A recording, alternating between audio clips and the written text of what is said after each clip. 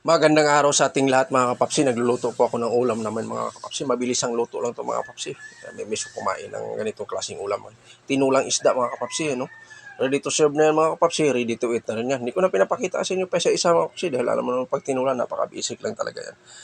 Yan, kunting kimbot na yan mga kapapsi. Ready to serve na. Ready to eat na rin. Ang sarap yan mga kapapsi. Sigurado mapaparami naman tayo nito. Mas maganda nito yung kanin natin lamig, bahaw ba. Sarap talaga to mga kapapsi. Tsaka may sausawan din tayo. Ano?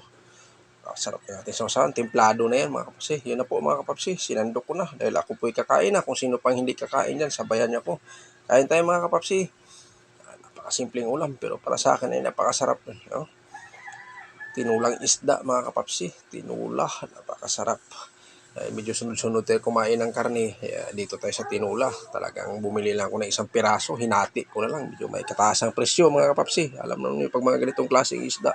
Sa tatawagin pa nila, espesyal na isda. Medyo may katasan. Taas ang presyo. Yan po mga kapapsi. Oh.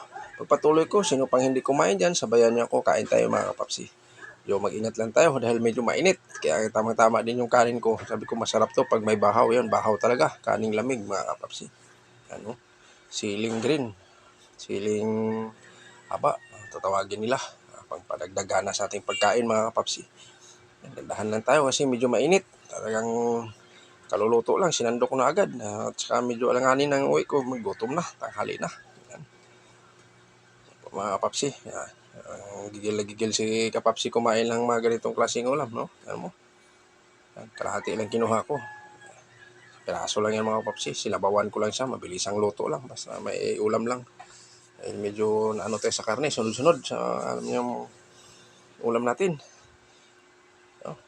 Kinukutsara ko mga kapsi, di kaya kamayin, sobrang init yung sabaw. Oh. Yung kanin, kayang-kaya natin dahil yung kanin is bahaw. So lang yung sabaw naman, di kaya. Sobrang init, kaya kinikutsara ko. Ay, napakasarap talaga mga kapapsi, manamis-namis mga ganitong klaseng isda.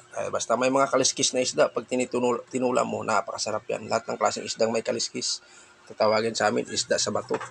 Napaka-espesyal ng mga ganyang klaseng isda mga kapapsi. Yan. Tinula, yan o.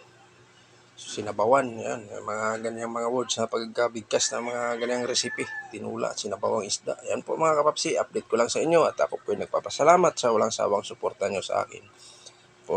Yan po ang aking masasabi. Happy New Year sa ating lahat mga kapapsi. Yan, sa lahat ng sumusuporta sa akin, sana hindi po kayo magsawa.